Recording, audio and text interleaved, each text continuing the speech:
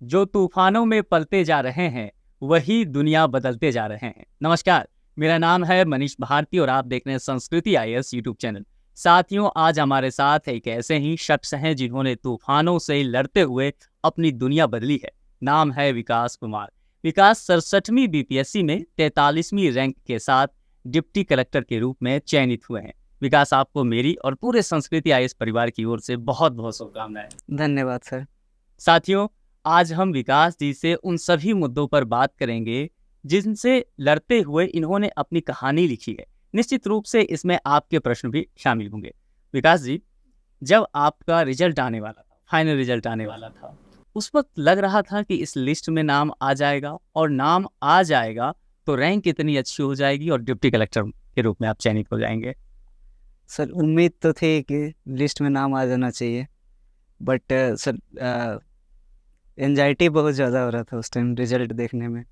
और chairman sir का tweet आया था कि रिजल्ट आने वाला है, फिर एंजाइटी और बढ़ गई थी। बीच में घर से कॉल भी आ गया कि रिजल्ट आने वाला है, फिर और एंजाइटी बढ़ गई। फिर जब मैं रिजल्ट चेक कर रहा था तो जैसे जनरली आदत होती है, हैबिट है हमारी रोल नंबर डालकर चेक करने, तो मैं अपना रोल नंबर डाला, बट वहाँ रिजल्ट नहीं दिखा रहा था। अच्छा, तो रोल नंबर से नहीं दिखा रहा था तो और एंजाइटी बढ़ गई सर। फिर मैंने नाम जब चेक किया तो पहला नाम मेरा ही था, विकास कुमार, जो कि मतलब काफ़ी विकास कुमार थे उसमें, बट पहला नाम मेरा ही था विकास कुमार में। तो मैंने फिर रैंक चेक किया, अपना 43 रैंक था। फिर पोस्ट चेक किया क्या मिला है मुझे, तो बिहार प्रशासनिक सेवा था। तो सर बहुत खुशी हुई थी।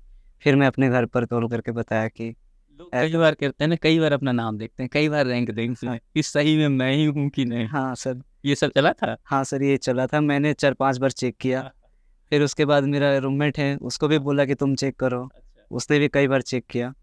फिर सर जाकर जब रिजल्ट आया था उस वक्त क्या कर रहे थे, कहाँ थे? सर उस टाइम मैं अपने रूम पर ही था। अच्छा, यही दिल्ली में?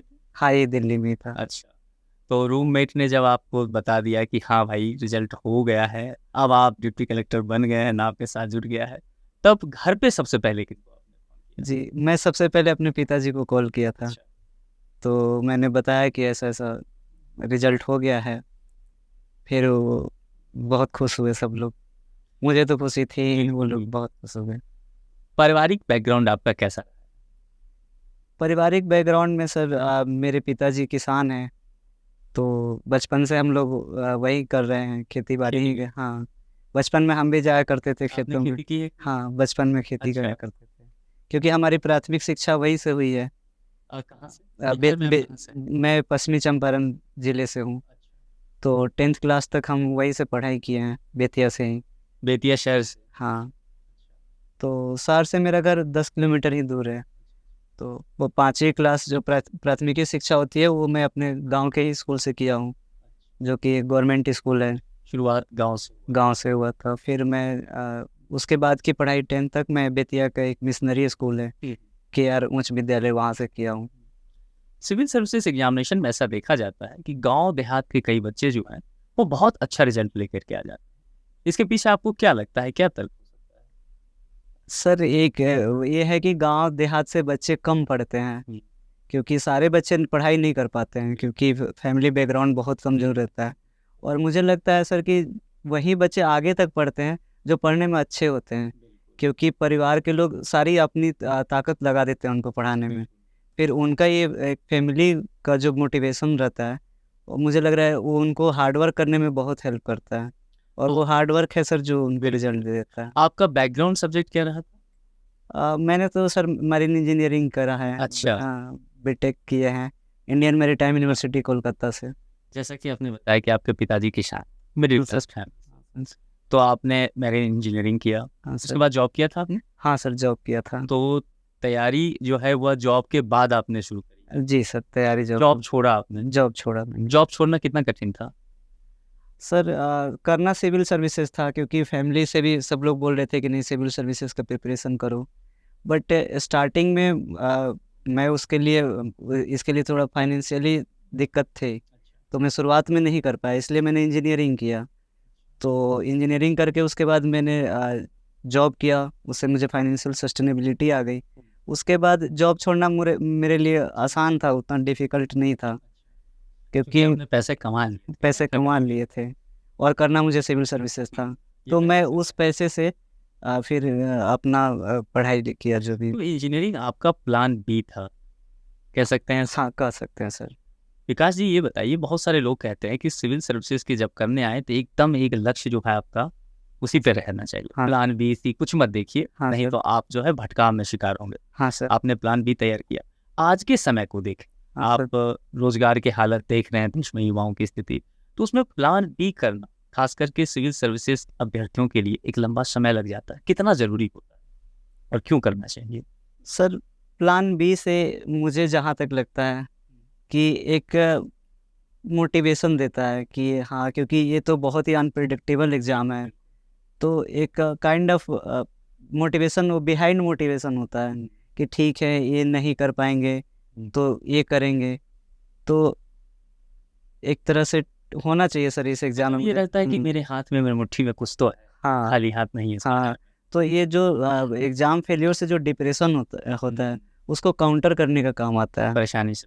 हाँ, ये है सर। हाँ, बट हमारा फुली फोकस एग्ज़ाम पे होना चाहिए, बिल्कुल है ना? हमें बार-बार प्लान बी नहीं सोचना चाहिए कि अच्छा ये नहीं होगा तो ये कर लेंगे। वो डिस्ट्रैक्टिंग भी है। प्लान बी होना चाहिए बट उसके बारे में सोचना नहीं उसपे चाहिए। बहुत फोकस नहीं करना ना, चाहिए। नहीं जी जो संभव है कि आप जो है स्थिर हो जाएंगे इस चीज़ स्थिर को हो लेकर के। जाए। आपके आपने बताया पिताजी किसान हैं, आप जी, गांव के स्कूल से पढ़े हैं, सरकारी विद्यालय से आप आगे बढ़े हैं। जी सर। जब आप जॉब छोड़ रहे होंगे जी तब ठीक ठाक इनकम, आपने कहा आपने सेविंग भी कर ही लिया जी था। सर। तो जब जॉब छोड़ रहे होंगे घर में किसी ने या पापा ने कहा होगा थोड़ा सा डाउट भी कि यार अच्छा खासा जॉब चल रहा है, और मेरा ख्याल है कि आप जब प्रिपरेशन में आए होंगे वो कोविड का टाइम रहा होगा उसके जी सर। आसपास का, हाँ, हाँ। है ना? क्योंकि 68वीं बीपीएससी वाली जी थी। सर। तो उस दौर में जॉब को लेकर के और समस्याएं लोगों को आ रही, हाँ सर। लोगों ने अपना जॉब खोया। उस दौरान किसी ने आपसे कहा कि देख लो, समझ लो, थोड़ा सा सोच विचार कर लो? नहीं सर, ऐसा किसी ने नहीं कहा मुझे कि अच्छा। ना ही कोई फैमिली मेंबर वाले कोई बोले, ना ही कोई फ्रेंड बोला। बट हाँ, मुझे कभी-कभी ऐसा लगता था। अच्छा, आपने खुद के मन में? हाँ, कभी-कभी लगता था कि मैं जॉइन कर लूँ क्या? हाँ। तो मैंने कुछ कंपनीज़ में बात भी करी थी बीच में। अच्छा। बट फिर मेरे फैमिली मेंबर या जो भी मेरे आस-पास के दोस्त थे, जो यहाँ प्रिपरेशन कर रहे थे, सबने मना किया। बोला नहीं, हम लोग कर सकते हैं, हम लोग करेंगे। अच्छा। मतलब जब आप यहाँ दिल्ली में प्रिपरेशन कर रहे थे उस दरमियान आपने कुछ कंपनी से बात कर लिया था? हाँ सर, अच्छा, बीच-बीच में लगता था कि पता बीच-बीच में नहीं लगता है होगा। क्या होगा? कब से तैयारी शुरू करी आपने? मैं सर अगस्त 2019 में से प्रिपरेशन शुरू किया अगस्त था, 2019 क्योंकि कोविड का दौरान। हाँ, क्योंकि जुलाई में मैं अपना लास्ट जहाज से साइन अप किया था। अच्छा, हाँ, तो अगस्त से मैं आ गया था प्रिपरेशन करने। जहाज से उतरे थे और अब आप जहाज पे बैठ के उड़ान भर दी है। देखिए यही होता है कि आपको एक कठिन निर्णय तो लेना ही पड़ता हाँ सर, है ना? उसके बाद आप आगे अपना बढ़ गोल अचीव करने के लिए सर कुछ न कुछ त्यागना तो त्यागना पड़ेगा। पड़ेगा। एक डायलॉग है ना, कुर्बानी तो देनी पड़ेगी। हाँ सर। तो कुर्बानी देनी पड़ जाती है। यहाँ जब आप प्रिपरेशन कर रहे थे, आप कहाँ रहते थे दिल्ली में? दिल्ली में सर मैं पटेल नगर में रहता पटेल नगर में। दोस्तों का कितना योगदान होता है? सर, मुझे लगता है कि बहुत ज़्यादा योगदान होता बहुत है। ज़्यादा। हाँ, देखिए क्योंकि सिविल सर्विसेज के बारे में कुछ लोग कहते हैं कि इसमें बिल्कुल सन्यासी बन जाओ, कमरे में बंद हो जाओ, किसी से बातें नहीं करनी है ना? इसीलिए मैंने ये प्रश्न पूछा कि अगर दोस्तों का योगदान है तो फिर आपका एक सर्कल होना चाहिए, कितना ज़रूरी है ये सब? सर इसमें थोड़ा-सा अपने पे ध्यान देना ज़रूरी है कि हाँ, आइसोलेट हो जाओ, पढ़ाई करो। तो मुझे जहाँ तक लगता है कि पढ़ाई तो होनी चाहिए, बट ऐसा नहीं होना चाहिए कि एकदम आइसोलेट हो गए और डिप्रेशन में चले गए। तो जो हमारे क्लोज़ जो फ्रेंड है, जो मोटिवेटिंग है, गाइडिंग है, उनके टच में रहना चाहिए। और मैं भी लगभग बहुत ज़्यादा आइसोलेटेड नहीं था। जो मेरे करीब के 2-4 दोस्त थे, उनसे मैं रेगुलर टच में रहा था और फैमिली के भी टच में मैं रेगुलर रहा हूँ। जो सपोर्ट करें आप हाँ, उनके साथ रहिए। हाँ, अब जो सपोर्ट नहीं करें उनसे। अब देखिए जैसे आपने कहा आपने अगस्त 2019 से तैयारी प्रारंभ किया, हाँ सर। 23 लास्ट आ गया है। हाँ सर। तो इस दरमियान जो ये 4-5 साल का समय रहता है ना, कई बार क्या होता है कि ताने सुनने को बहुत मिलता है, हाँ सर। घर परिवार के लोगों को ज़्यादा मिलता है। हाँ आपके सर। साथ कभी हुआ ये सब? नहीं सर, मेरे साथ नहीं हुआ क्योंकि बीच-बीच में मेरा एग्ज़ाम निकलते रहा। अच्छा, तो अच्छा। तो एक मोटिवेशन बना रहा है कि अच्छा मेरा एग्ज़ाम निकल रहा है, तो एक उसके रिज़ल्ट का इंतज़ार में भी टाइम बीत जाता है। इससे तो पहले किस-किस एग्ज़ाम में आप शामिल मैं सर यूपीएससी और बीपीएससी यही एग्ज़ाम देता आया हूँ। यूपीएससी का कितना अटेम्प्ट है? सर मैं 4 अटेम्प्ट दिया हूँ। उसमें कहाँ कहाँ तक पहुँचे? सर 2021 वाला मेंस में लिखा था, अच्छा। तो कुछ मार्क्स से मेरा मेंस क्लियर नहीं हुआ था। फिर उसके बाद सर बीपीएससी आ गया, 67 बीपीएससी, तो मैं 67 बीपीएससी का प्रीलिम्स दिया, फिर उसका रिजल्ट हो गया, फिर मेंस दिया, और उसके बाद सर 2023 वाला मेंस में दिया हूँ सिविल सर्विसेज का, यूपीएससी का। यूपीएससी वाला। हाँ, और उससे पहले 68 बीपीएससी का भी मैं मेंस लिखा हूँ। तो अभी कुछ छोटी-छोटी रिजल्ट आना सफलता, बाकी है। हाँ सर, छोटी-छोटी सफलताएँ मिलती रही, इससे उत्साह बनता तो है। उत्साह बनता रहा सर। आप जैसा कहे कि आपने यूपीएससी भी दिया, आप मुख्य रूप से यूपीएससी के लिए ही आए थे, यस सर। जितना मैं समझ पाया हूँ। जी सर। तो आप यूपीएससी भी कर रहे थे, जी सर। एक बार आपने मेंस दिया भी, जी सर। नहीं हुआ, उसके बाद आप बीपीएससी में आ गए, जी सर। तो साथ कहीं न कहीं आपने तैयारी किया। जी सर। कितना मुश्किल होता है या कितना आसान हो जाता है कि यूपीएससी का स्टेट पीसीएस के साथ तालमेल बिठाना? कैसे किया? सर मुझे तो यूपीएससी का जो प्रिपरेशन मैंने किया, उससे काफ़ी हेल्प मिला मुझे बीपीएससी में, क्योंकि अब उस टाइम भी थोड़ा ही ध्यान देना पड़ा था मुझे बीपीएससी पे, क्योंकि जब बीपीएससी का प्रीलिम्स था तो मैं उसे 1 महीना पहले पढ़ना शुरू किया था। तो जो हमारा जो बेसिक जो पढ़ाई था यूपीएससी और बीपीएससी का, तो सेम ही है लगभग, जो एनसीईआरटी पढ़नी है, जो हिस्ट्री ज्योग्राफी है, सेम ही है। बट जो कुछ थोड़ा बहुत डिफरेंट सिलेबस है, जैसे बिहार का ज्योग्राफी हो गया, बिहार का इकोनॉमी, बिहार का पॉलिटी, बिहार का हिस्ट्री, तो ये सब सब्जेक्ट में एक, और जो फैक्चुअल क्वेश्चंस होते हैं जनरल साइंस के और हिस्ट्री के, जो जिसके लिए घटना चक्र और लूसेंट पढ़ना होता था, तो वो सब मैंने पढ़ाई किए थे। 1-2 महीने में मैंने किया था सर। 1-2 महीना में हाँ। मतलब प्रीलिम्स आपका हो गया। हाँ। ये तब जब यूपीएससी हाँ, क्योंकि मैं उससे पहले मैं यूपीएससी का बहुत सारे टेस्ट दे चुका था, मेरा प्रीवियस ईयर क्वेश्चन कंप्लीट था, तो उससे मुझे मदद मिल गया सर। अब आते हैं प्रीलिम्स पे, आपने उसकी चर्चा की थी कि आप प्रीलिम्स 2-3 महीने में ही हाँ आपका सर। हुआ। देखिए प्रीलिम्स का जो स्टेज है ना, तो सिविल सब अभ्यर्थी जो हैं उनके मन में प्रीलिम्स का ही भूत है आजकल। हाँ सर। जिनसे भी आप बात करें, सब कहेंगे यदि प्रीलिम्स हो जाएगा तो रास्ता आगे आसान है। ऐसा कितना सत्य है ये? वाक़ई ऐसा है? आपने कैसे फेस किया इन सब चीज़ों को? सर सच्चाई इसमें है, क्योंकि बहुत सारे अच्छे कैंडिडेट हैं जो प्रीलिम्स में फेल हो जाते हैं, तो उनके लिए रास्ता कठिन हो जाता है। तो प्रीलिम्स तो है सर एक। तो प्रीलिम्स को कैसे किया जाए? किस तरह से प्रिपरेशन किया जाए? चूँकि आप कह रहे हैं कि आप 2-3 महीने में ही ये काम कर लिए। हाँ सर। तो ये जादूगरी जो आपने की है, बाकी लोगों के लिए बता दीजिए टिप्स। सर मेरा एक यही हमेशा से रहा है कि मैं मैक्सिमम क्वेश्चंस अटेम्प्ट करता हूँ, अच्छा। क्योंकि अगर नेगेटिव मार्किंग है और मैं लेस क्वेश्चन अटेम्प्ट करूँ, तो मेरी उतनी एक्यूरेसी नहीं रही है, तो मैं हमेशा से ज़्यादा क्वेश्चंस अटेम्प्ट करते हैं, क्योंकि बहुत सारे लोग हैं जो कम क्वेश्चन अटेम्प्ट करके भी क्लियर कर लेते हैं। बट मेरा टारगेट हमेशा, जैसे बीपीएससी में 150 क्वेश्चंस थे, तो मेरा टारगेट रहा कि नहीं, मैं जैसे 140 प्लस ही अटेम्प्ट करूँ। हाँ, 67 बीपीएससी में सर नेगेटिव मार्किंग नहीं था, तो वहाँ मैं पूरे 150 क्वेश्चंस अटेम्प्ट किए थे। हाँ हाँ। तो मुझे सर जो इंटीग्रेटेड मेरा प्रिपरेशन रहा यूपीएससी बीपीएससी, उससे मुझे मदद मिल गई। लेकिन मान लीजिए नेगेटिव मार्किंग हो, जैसा कि अब तो नए पैटर्न पे एग्जाम होगा, तो हाँ सर। यूपीएससी अब दे ही रहा है, उसमें भी नेगेटिव मार्किंग। हाँ सर। उसमें जब प्रीलिम्स पे कोई फोकस करे, एग्जाम लगाए, तो उसमें कैसे हैंडल करें? सर अब जो जैसा पैटर्न हो गया है, तो अब तो सर जो मैं 69th का भी प्रीलिम्स दिया था, तो उस टाइम उसमें जो था मैक्सिमम क्वेश्चंस मुझे यूपीएससी का प्रीवियस ईयर क्वेश्चन ही लग रहा था। अच्छा। क्योंकि मेरा 25 तारीख को मेंस का एग्ज़ाम ख़त्म हुआ था, फिर 30 सितंबर को इसका प्रीलिम्स भी था बीपीएससी का, तो मुझे तो सर काफ़ी कम टाइम मिला था पढ़ने के लिए। बट मैं जब एग्ज़ाम देने गया, तो मुझे पेपर लगा कि यूपीएससी का एग्ज़ाम दे रहा हूँ मैं। अच्छा। तो अब तो मैं ये सजेस्ट करूँगा सर कि यूपीएससी प्रीवियस ईयर क्वेश्चन को कंप्लीट किया जाए। मतलब प्रीवियस ईयर का प्रश्न हाँ जो है वो हाँ, क्योंकि बीपीएससी अब यूपीएससी को कॉपी कर रही है, उनके क्वेश्चंस कंप्लीट किया जाए। प्रीलिम्स जब क्वालिफाई हो गया आपका, फिर मेंस की बारी आती है। हाँ सर। मेंस में आंसर राइटिंग लेकर के काफ़ी चर्चा किया जाता है। हाँ सर। आपने कितने आंसर लिखे थे? सर मैंने बहुत सारे आंसर्स लिखे हैं, बट ये है कि मैं डेली आंसर्स नहीं लिखता था। अच्छा। क्योंकि मैं टेस्ट दिया हूँ बहुत सारे, जैसे टेस्ट सीरीज ज्वाइन किया था, तो मैं बीपीएससी का भी टेस्ट सीरीज ज्वाइन किया था, और यूपीएससी का तो मैं दिया ही था सर, क्योंकि 21 वाला मेंस लिखा था, तो उस टाइम भी टेस्ट सीरीज दिया था। उसके बाद मैं पूरा 1 साल टेस्ट दिया था, जितने टेस्ट थे सारे कंप्लीट किए थे मैंने। तो मुझे लगता है सर ज़रूरी है आंसर राइटिंग। तो आपने काफी आंसर राइटिंग, हाँ, कुछ काफी कैंडिडेट तो कहे हैं कि इतना सर लिखा था कि हाथ में उंगली में छाले पड़ गए। सच में पड़ जाता अच्छा, है। आपने भी पढ़े थे? ये देखिए। तो आप काफी लिखे हैं, हाँ सर।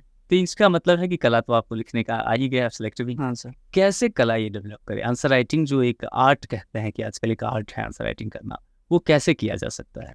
सर सबसे पहले तो अपनी बेसिक पढ़ाई को कंप्लीट करना ज़रूरी है, क्योंकि माइंड में कंटेंट रहना बहुत ज़रूरी है। अगर कंटेंट ही नहीं रहेगा तो हम क्या लिखेंगे?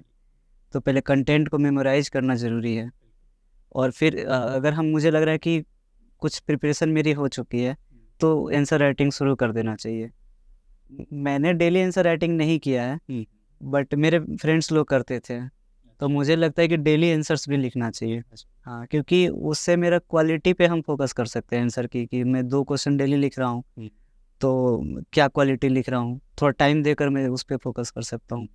रही बात क्वांटिटी की, तो जैसे टाइम फ्रेम डिसिप्लिन मैनर में कि हमें 3 घंटे में सारे क्वेश्चंस कंप्लीट कर देने हैं, उस टाइम आदमी क्वालिटी पे फोकस नहीं कर पाता है, क्वांटिटी पे फोकस करता है, तो वो भी देना ज़रूरी है। तो दोनों का मिक्सचर बहुत ज़रूरी है, मुझे ऐसा लगता है। बट मैंने सर क्वांटिटी पे ही फोकस किया था, क्योंकि मैं टाइम फ्रेम में लिखा एग्ज़ाम दे रहा था, जो भी टेस्ट दे रहा था।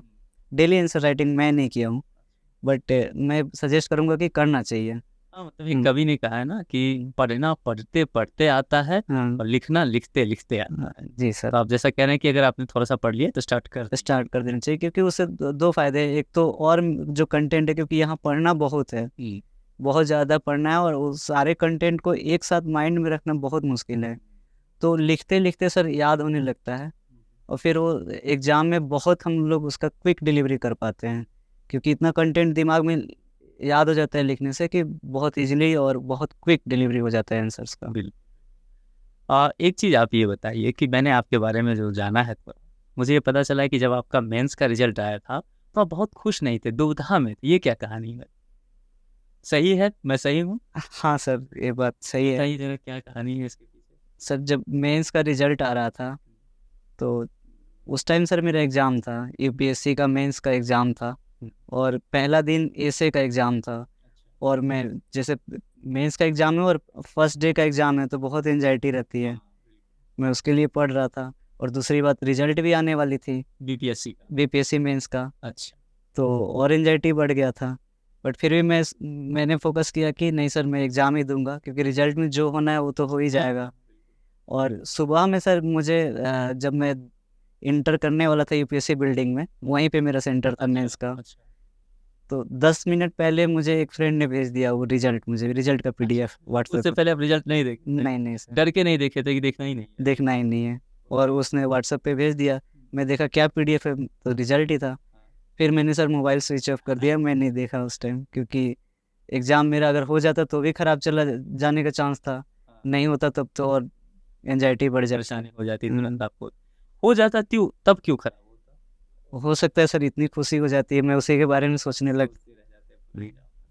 बहुत स्मार्ट वर्क किया आपने हर चीज़ों को लेकर।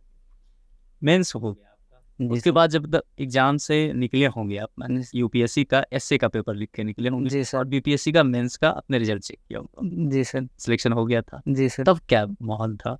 उस टाइम सर बहुत खुशी हुई थी, क्योंकि जब मैं मेंस देकर निकला, मैं मोबाइल अपना स्विच ऑन किया तो मेरे घर से फ़ोन आया कि रिजल्ट आ गया है। मैं बोला देख कर बताता हूँ। फिर मैंने चेक किया, फिर घर वाले को बोला, तो घर वाले बोल रहे सच में हो गया है? मैंने बोला हाँ हो गया है। तो अब वहाँ से सफ़र शुरू होता है इंटरव्यू का, हाँ है सर। ना? इंटरव्यू कॉल आपको आ गया। इंटरव्यू की तैयारी जो है, व्यक्तित्व की तैयारी कहते हैं, हाँ सर। तो वो जब मेंस हो जाए तब के बाद की प्रक्रिया है, या जिस दिन सिविल सर्विसेज एग्जामिनेशन की तैयारी करने आप आए थे, घर से चल पड़े थे, उसी दिन से उसकी प्रक्रिया शुरू हो जाती मुझे लगता है सर, जब प्रिपरेशन हम शुरू करते हैं उस दिन से ही शुरू हो जाती है, क्योंकि हम क्या सोचते हैं, कैसे सोचते हैं, ये सारी चीज़ें दिख जाती है इंटरव्यू के दौरान। वो हमारी पर्सनालिटी का टेस्ट है, तो सर मुझे लगता है कि वो फर्स्ट डे से ही। आपने जैसे कहा ना कि पर्सनालिटी का टेस्ट, तो विकास जी ने अपने पर्सनालिटी में क्या क्या डाला कि वो डिप्टी कलेक्टर बने? एक मैरीन इंजीनियर से आए थे, डिप्टी कलेक्टर बने, तो उस दौरान जो पर्सनालिटी में क्या क्या ऐड किया आप, वो बता दीजिए बाकी लोगों के लिए।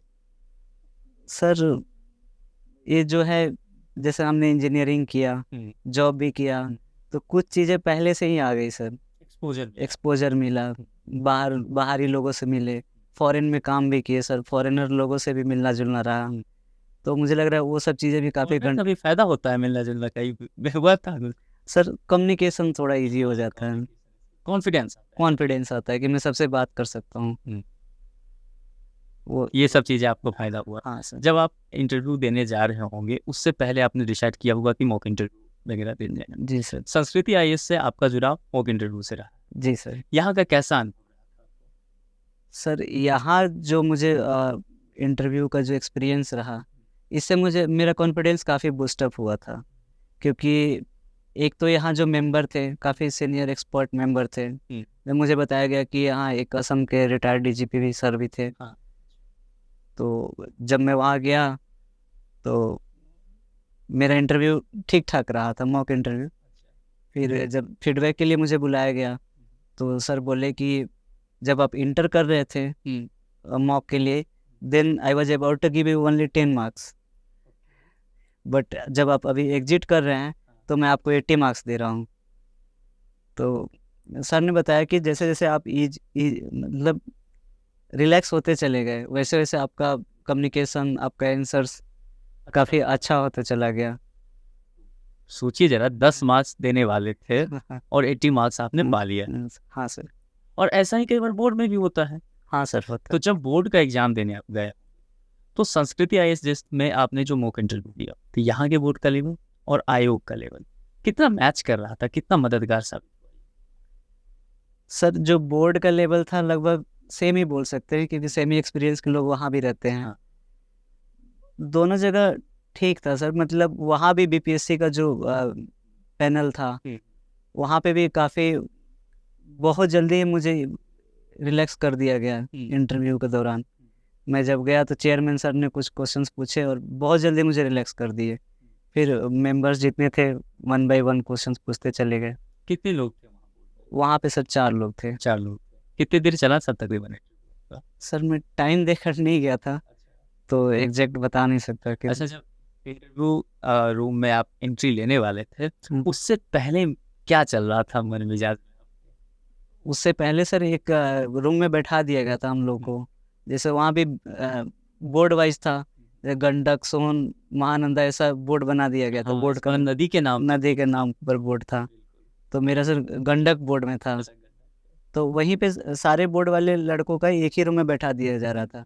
वहाँ सब लोग बहुत एंजाइटी में थे, सभी परेशान थे, तो मैं भी परेशान था वैसे ही, बहुत एंजाइटी थी। बट जैसे ही हम इंटर किए फिर सब चीज़ नॉर्मल हो गया, धीरे-धीरे सही होता चला। तो बोर्ड का मतलब कोई प्रश्न हो जो आपको लगता हो कि जब आप बैठे हो इंटरव्यू दे रहे हो, आपके मन में आया हो कि इस प्रश्न का जवाब दे दिया ना तो बस डिप्टी कलेक्टर बन जाऊंगा, कोई ऐसा प्रश्न था जो क्लिक किया हो या दिलचस्प लगा हो कोई क्वेश्चन? सर हमसे जनरली सिचुएशन बेस्ड क्वेश्चन से ही शुरू हुआ था। जो मेंबर 1 थे, चेयरमैन सर ने कुछ पूछा नहीं था, जैसे नॉर्मल हमसे बातचीत की थी, कहाँ से पढ़े हो, कब पास आउट हुए, क्या तुम्हारा एक्सपीरियंस रहा है, इन सारी चीज़ों पे बात की थी। जो मेंबर 1 थे उन्होंने बोला कि आपको एसडीएम बना रहे हैं हम सहरसा का, जो सिचुएशन बेस्ड क्वेश्चन था। तो बिहार में फ्लड की बहुत समस्या है, तो इसको आप कैसे डील करेंगे? और वो जो सर थे, जो मेंबर 1, वो इस क्वेश्चन को ऐसे लिंक किए कि आप जहाज़ पे काम करते थे तो वहाँ साइक्लोन आता था और इस सब चीज़ के लिए आप लोग कैसे प्रिपेयर्ड रहते थे जहाज़ पे, तो वहाँ जब प्रिपेयर्ड रहते थे तो यहाँ बताइए यहाँ कैसे प्रिपेयर्ड रहेंगे? तो सर ने लिंक करके जो क्वेश्चन पूछा था, तो ये मुझे लगा वहाँ की इंजीनियरिंग काम आ गई। हाँ सर, है ना? हाँ सर, बल्कि एक्सपीरियंस है। हाँ सर। तो ये सब चीज़ें जो हुआ, उसके बाद इंटरव्यू खत्म हुआ, बाहर आए होंगे, तब कैसा लगा था? उस टाइम सर बहुत रिलैक्स लग रहा था कि यकीन हो रहा था कि बहुत अच्छा गया हो जाएगा? बहुत अच्छा तो नहीं लग रहा था सर, बट लग रहा था कि ठीक गया है। ठीक गया है। हाँ सर। बोर्ड मेंबर जैसा आपको कहा कि सिचुएशन दिया कि डिप्टी कलेक्टर बना देते हैं सहरसा का, देखिए आपको डिप्टी कलेक्टर बना दिए, हाँ सर। है ना। और क्या पता सहरसा से शुरुआत हो और वो उत्तरी बिहार का हिस्सा पड़ता है जहाँ बाढ़ की समस्या भी हाँ बनी ही रहे। एक चीज है सिविल सर्वेंट के बीच में न्यूज़पेपर को लेकर के बड़ा दिलचस्पी बना रहता है, सब एक दूसरे से पूछते रहते हैं कि तुम न्यूज़पेपर कैसे पढ़ते हो, कौन सा पढ़ते हो, नोट्स बनाते हो कि नहीं बनाते हो। विकास जी क्या करते थे? सर मैं न्यूज़पेपर पढ़ता था सर। हाँ। कौन से newspaper? शुरुआत में मैं द हिंदू पढ़ता था, बाद में मैं इंडियन एक्सप्रेस पे स्विच हो गया सर। तो ये जो आपने एक बात कही ना कि शुरुआत में द हिंदू फिर इंडियन एक्सप्रेस, ऐसा क्यों हुआ? सर ऐसा जैसे फ्रेंड लोग भी स्विच किए, और दूसरा चीज़ है कि सब लोग बोलते थे कि कोई कोई लोग बोलते थे कि दोनों पढ़ो, है ना। मुझे ऐसा लगा कि थोड़ा क्रिटिसिज्म ज़्यादा हो रहा है द हिंदू में, तो मैं इसीलिए इसलिए- पूछा ना कि देखिए एक चीज कहते हैं कि सिविल सर्विसेज प्रिपरेशन में कि अगर आपने द हिंदू नहीं पढ़ा है तो जनाब आपने यूपीएससी या पीसीएस वगैरह की तैयारी की शुरुआत ही नहीं की है। लेकिन पिछले कुछ दिनों में ऐसा देखा जा रहा है कि लोग जो है इंडियन एक्सप्रेस को ज़्यादा प्रेफर करने लगे, तो इसकी वजह क्या हो सकता है? सर यही कि उसमें जो भी ज़्यादा क्रिटिसिज्म नहीं रहता है गवर्नमेंट का, और पॉजिटिव चीज़ें रहती है कि हाँ कोई भी स्कीम आया तो इसके ये बेनिफिट्स हैं, तो इन सब चीज़ों का सिविल सर्विसेज में हेल्प हो जाता है, क्योंकि हमें निगेटिव नहीं सोचना है, हमें क्रिटिसाइज नहीं करना है चीज़ों को, हमें पॉजिटिव रहना है, क्योंकि चैलेंजेस तो हर जगह है। हम कोई भी स्कीम लेकर आए हैं तो चैलेंजेस तो रहेंगे ही सर। आपको समाधान देना है, हाँ सर। समस्या को बहुत ज़्यादा उस पर बात नहीं करनी है, ये चीज़ ठीक है। एक चीज़ और है, वो आखिरी समय में बहुत परेशान करता है, सब पीछे भागे रहते हैं और बिहार में उसका वेटेज भी ज़्यादा है, वो है करंट अफेयर्स, है ना। सर ये करंट अफेयर्स कैसे आपने तैयार किया बीपीएससी के लिए खास? प्रीलिम्स या मेंस सर? आप दोनों का बता दीजिए ना। प्रीलिम्स का तो सर कुछ बुकलेट आती थी उस टाइम पे, अभी भी आती हैं, तो मैं वो बुकलेट से पढ़ लिया था, क्योंकि उस टाइम 67 में तो बहुत फैक्चुअल क्वेश्चंस आते बहुत थे, है। तो वो बुकलेट करना जरूरी था, क्योंकि यूपीएससी का जो हम लोग प्रिपरेशन करते हैं तो उतना फैक्चुअल चीज़ों पे नहीं जाते हैं, उतने डाटा पे नहीं जाते हैं। बट ऐसा नहीं है, वो जो हम लोग यूपीएससी का जो प्रिपरेशन कर रहे थे वो भी काम आता है इधर, है ना। जो कि ये जो इधर का जो बुकलेट है बीपीएससी के लिए, जो कोचिंग वगैरह का बुकलेट रहता है, तो उसमें वो चीज़ें कवर नहीं रहती जो हम लोग यूपीएससी में पढ़ते हैं, तो वो भी काम आ जाता है सर। और इधर जो फैक्ट्स डाटा रहते हैं तो ये तो काम आता है सर। तो मैं आपने कहा बुकलेट कि 69th बीपीएससी भी आती है, हाँ सर। तो 69th बीपीएससी में जो करंट अफेयर्स आया था उसका कितना तालमेल था पिछले वाले से, या आप कुछ नया करना पड़ेगा कैंडिडेट को? सर नया करना पड़ेगा मुझे, क्या नया करना पड़ेगा? डेली का न्यूज़पेपर पढ़िए सर, और कोई भी मंथली मैगजीन पढ़ सकते हैं किसी भी कोचिंग का, क्योंकि सारे कोचिंग का तो एक्सपीरियंस लोग ही है जो बनाते हैं जो इम्पोर्टेंट करंट अफेयर, वो अपने रिवीजन पर्पस के लिए, नहीं तो आप खुद का भी नोट्स बना सकते हैं। यानी कि न्यूज़पेपर अब पढ़ना जरूरी है, बहुत ज़रूरी है सर। आखिरी एक बुकलेट लेकर के अब काम नहीं चलेगा नहीं चलेगा करंट अफेयर्स के लिए। नहीं सर। कुछ बुक लिस्ट शेयर करना चाहेंगे आप, आपने जो प्रिपेयर किया हो पीसीएस को लेकर के, कि ये चीज़ें अगर आप पढ़े तो बहुत आसानी से आपका बेड़ा पार हो सकता है? मैं generally sir previous year question पे फोकस किया था, कि जो भी बीपीएससी के जो प्रीवियस ईयर क्वेश्चन है, जैसे कुछ कॉमन क्वेश्चंस जो हिस्ट्री के हैं, जैसे मौर्यन पाला पटना कलम, इसमें से एक क्वेश्चन उस टाइम आता ही था, है ना। रिवोल्ट हो गया, मुंडा बिरसा जो भी है, संथाल, तो उसमें से एक क्वेश्चन आना ही था, चंपारण सत्याग्रह। तो मैंने हिस्ट्री का कॉमन क्वेश्चंस निकाल लिए थे, उसके प्रिपरेशन किए थे मैंने। फिर बिहार का इकोनॉमिक सर्वे मैंने पढ़ा था, मैं कंप्लीट इकोनॉमिक सर्वे पढ़ा था, उसके नोट्स बनाए थे, मेरी एक कॉपी उसकी नोट्स की है, तो वो मुझे काफ़ी हेल्प मिल गया था। सिनॉप्सिस बनाना कितना लाभदायक होता है? सर ज़रूरी है सर, क्योंकि वो लास्ट टाइम रिवीजन के काम आ जाता है, क्योंकि बहुत बंडल नहीं पढ़ सकते हम लोग, जैसे बिहार का इकोनॉमिक सर्वे 500 पेज की जो है, तो उतना तो लास्ट टाइम हम रिवीजन नहीं कर सकते हैं। तो उसमें जो भी नई स्कीम्स हैं या पुरानी स्कीम्स हैं, उनके जो डिटेल हैं, वो सब का मैं लिस्ट बना लिया था, क्योंकि अगर डायरेक्ट क्वेश्चन नहीं भी आते हैं सर, फिर भी हम उसका यूज कर सकते हैं, जो डाटा हमारे पास है, जो स्कीम मेरे जो गवर्नमेंट ने, बिहार गवर्नमेंट ने लेकर आए हैं, और उसमें से क्वेश्चन 67 में आया भी था सर।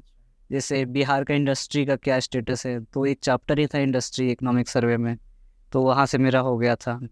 और बिहार का एक जीविका जो सेल्फ हेल्प ग्रुप है, वो डायरेक्ट क्वेश्चन आ गया था सर, और वो भी काफ़ी डिटेल्ड में था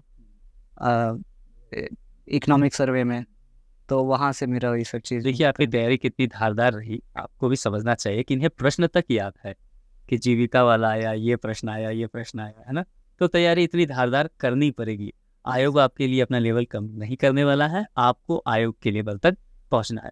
विकास जी, मेरे पास जितने जिज्ञासाएं थी, छात्रों के जो जो प्रश्न थे, सभी हमने कर लिया है और आपने बहुत अच्छे से बखूबी जवाब दे दिया है। अंत में कुछ आप संदेश देना चाहें छात्रों के लिए, वो लोग जो बार बार प्रीलिम्स दे रहे हैं, नहीं हो रहा है, या आप इंटरव्यू तक पहुंच करके नहीं हुए, आपके साथ के कई लोग होंगे, उनके लिए क्या संदेश दें? सर यही बोलूँगा कि सर इस एग्ज़ाम में पेशेंस बहुत ज़रूरी है, धैर्य बनाए रखना बहुत ज़रूरी है। अगर वाकई इस एग्ज़ाम को क्लियर करना है तो कॉन्फिडेंट रहना है और थोड़ा सा पेशेंस बना के रखिए, परसिवरेंस, ये सब तो ज़रूरी है ही इस एग्ज़ाम के लिए। होप नहीं खोना है। अगर आप इंटरव्यू तक जा रहे हैं तो होप खोने की ज़रूरत नहीं है, क्योंकि कभी ना कभी तो होगा। सही बात है, कुछ तो बात आप में होगी, हाँ। तभी तो इंटरव्यू तक पहुंचे हैं। जी सर। इस बात को जिंदा रखना है। जी सर। विकास जी, आपका बहुत बहुत शुक्रिया। जी, आपने यू बहुत सर। कीमती समय हमें दिया है। पूरे संस्कृति इस परिवार की ओर से आपको फिर से एक बार बहुत बहुत शुभकामनाएं सर। साथियों, आज हमारे साथ सुन रहे थे आप विकास जी को, जो कि बिहार में डिप्टी कलेक्टर के रूप में चयनित हुआ है। अगले एपिसोड में किसी और मेहमान के साथ हम आपसे मुलाकात करेंगे। उम्मीद करता हूँ आज की जो परिचर्चा हमारी रही है वह आपके लिए लाभदायक होगा। शुक्रिया। देखते रहिए संस्कृति IAS।